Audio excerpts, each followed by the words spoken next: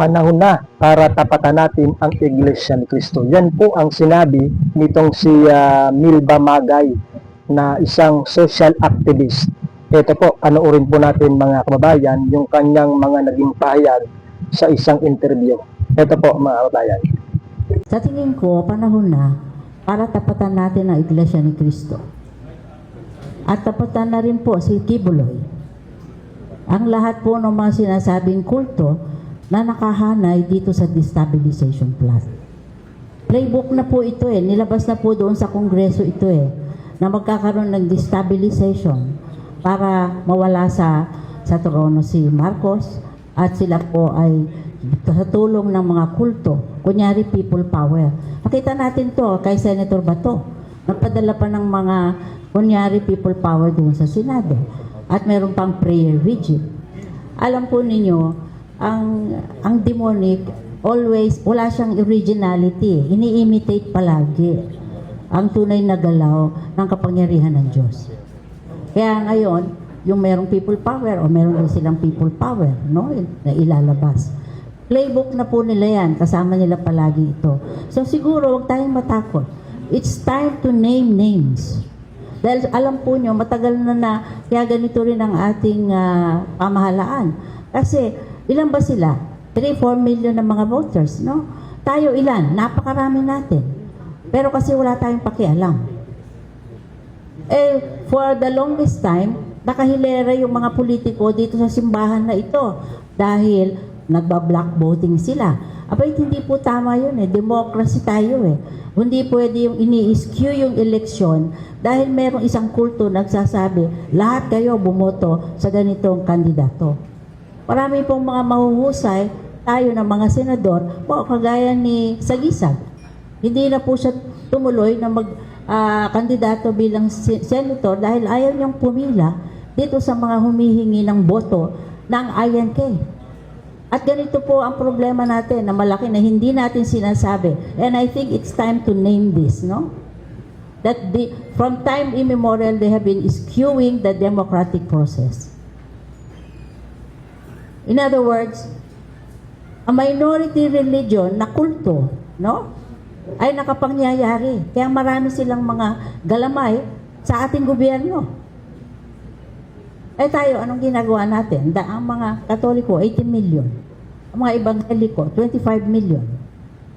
Bakit hindi tayo magkaroon ng isang coalition na sadyang magiging boses ng ating Panginoon sa panahon na ngayon? Yun lamang po. Okay. Maraming salamat, Dr. Magay. You were the second one to raise your hand. No? And then follow up. Just one follow-up on this last. Okay. Dr. Magay, I know that you are an award-winning social scientist. What makes you call Iglesia ni Cristo a culto, a cult? Kasi po tayo ay merong batayan, no, ng ating pananampalataya. Pag sinasabi natin na tayo ay mga alagad ni Kristo, dahil kasama rin sa pangalan nila yun, Iglesia ni Cristo. Kung tayo ay tunay na Iglesia ni Cristo, naniniwala tayo sa anong sinasabi ng banal na kasulatan. At ang banal na kasulatan, maliwanag po na kailangan tayo magsalita when it comes to issues of justice and righteousness. Yung po ang panawagan ng banal na kasulatan sa atin. Hindi po tayo papasok, we will not insert ourselves sa political process for our own self-interest. Hindi po yun sinasabi sa Biblia. Ang sinasabi, you bring forth justice sa mga makapangyarihan. Hindi sinasabi ng Biblia na you become a politically vested interest para makakuha kayo ng spoils. No? Wala po yan sa Biblia. So, ibig po sabihin, lahat ng mga nagsasabi na sila ay mga Iglesia ni Cristo, hindi po totoo yan. Kaya kulto ang tawag. At yun po ang tingin ng mga theologian, whether Catholic or Protestant. Kaya kulto po, kasi hindi naniniwala talaga at ginagamit lang na cover for their political interest ang pangalan ni Kristo. Dagdag ko lang, nung panahon ni Cardinal Sin at si Era pa Presidente, ang ang spiritual advisor ni ERAP ay si Velarde, Mike Velarde. At ako sa isang, at si ERAP ay ang daming ginagawang hindi maganda. Kaya nagpatawag na meeting si Cardinal Sin at tinanong niya, nandun si Mike Velarde, at tinanong niya si Mike, can you please explain to us what your role as spiritual director of ERAP is? Sabi niya, I don't direct him, I just listen to him. Spiritual director, very careful siya, pero nagtaas ako ng kamay. Mike Velarde, niloloko mo ang mga masa. Niloloko mo ang masa.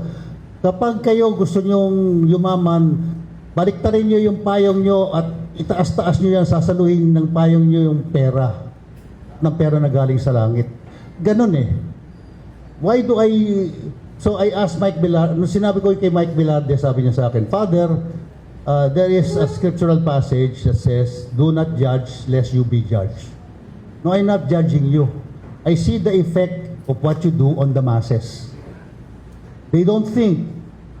They pray with you, but they don't think. Yan ang isang kulto. A cult does not, the members of a cult does not think. They don't pray unless they are told to pray in a certain way. And then they are made to choose a candidate ordered by the head of the cult, because that head of the cult was in a meeting with that person, and I don't know what the horse trading is going to be. The Catholic Church has never endorsed any candidate directly. Nung panahon ni Lenny, we created the Priest for Lenny. I said, no, that is not a good name, because ultimately we are not for Lenny. So we changed our name from Priest for Lenny to Priest for the Moral Choice. We exist for the moral choice. Ang kulto is not for the moral choice, Paterno. It is the choice dictated by the cult leader. And this is the problem. If we have a cult with 3 million members, 5 million members who do not think for themselves, that is a problem. And if you have a cult that tells a senator, a mayor, a congressman, if you want to win the election, you have to be on our side. That is a cult. A real church will ask the people to pray and to discern and seek the will of God and to seek the good of the people. Yan po ang problema natin. Kaya salamat, Ate Melba. Ikaw yung kauna-unahang nagsabi ng pangalan ng kulto. Ayoko pong manguna, pero papangalawahan ko na po. Ang Iglesia ni Cristo po, nananawagan ako sa lahat ng kapatid sa Iglesia ni Cristo, magdasal, mag-isip, pumili kayo ng tama, wag lang kayo makinig sa dikta ni Manalo. Mawalang galang na ho mga kababayan ko, pero mag-ingat tayo sa mga katulad nitong taong ito. Bagaman na maituturing na profesional, marahil bunga ng tinapos o estado nito sa buhay ay nagpapakunwa na nagmamalasakit sa tao. Kung pakikinggan po ninyo ang pahayag niya, halatado namang mayroong political interest itong si Manang. Hindi ito nagyayaya ng isang kilusang magmamalasakit sa Pilipinas. Ginagamit lamang nito ang kanyang impluensya para mangyari ang kanya pong sariling hangarin. Para kay Manang Melba, before you speak about democracy, please learn to hold concept of its essence. Hindi yung gagamit ka ng termino para lang palabasing masama ang isang bagay. Ang Iglesia ni Cristo po ay nagkakaisa sa pagboto upang maingatan ang kaisahan at kapatiran ng magkakapatid. Hindi ito isang bagay na ginusto lamang ng kung sinong ministro o may tungkulin sa Iglesia ni Cristo, bagkus ito po ay kalooban mismo ng Panginoong Hesukristo na manatiling nagkakaisa ang mga tunay niyang lingkod. Ayan, tingnan po natin yung mga kababayan po natin Katoliko. Mawalang galang na ho sa mga kaibigan po namin, mga kakilala namin na mga Katoliko. Ayan. Oh, di hamak na mas marami kayo, pero ang karamihan, ang karamihan sa inyo po ay winawatak-watak ng politika. Yun po ang katotohanan. Mantakin mo, may mga katolikong BDS, may mga katolikong kakamping, at may mga katolikong loyalista. Ayan, murahan dito, murahan doon. At ang matindi pa, mga kababayan, katoliko din yung politiko na dahilan kung bakit sila nag-uupatan sa isa't isa. Ayan, ang demokrasya ho, mga kababayan, ang demokrasya ho ay ang kalayaang makapamili ng isang Pilipino na ayon sa kagustuhan niya. Anong magagawa mo, Manang Melba, kung ang kagustuhan naming mga Pilipino bilang mga bilang mga Iglesia ni Kristong Pilipino ay wag matulad sa katolikong watak-watak. Oh. Masakit man pakinggan, pero yan po ang katotohanan. Anong magagawa mo kung ang karapatan namin sa pagkakaroon ng kalayaang makapamili ay ginagamit namin para malayang piliin ang pagsunod namin sa amin pong namamahala. Oh. Kung hindi kami susunod sa aming leader dahil sa sinasabi mong demokrasya, edi lalabas. Ikaw naman ang sinusunod namin. At yung ideolohiya mo namang baliko ang sinundan namin para lamang masunod yung perception mo na kung susundan natin ang sarili mong interpretasyon sa salitang demokrasya, nasaan ang demokrasya doon. Kaya Manang, tama lang po na tabatan ninyo ang kaisahan ng Iglesia ni Cristo.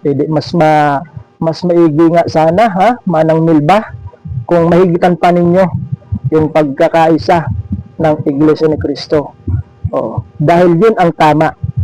Pero ang tanong, kaya nyo kayang tapatan yung pagkakaisa na ginagawa ng mga miyembro ng Iglesia ni Cristo?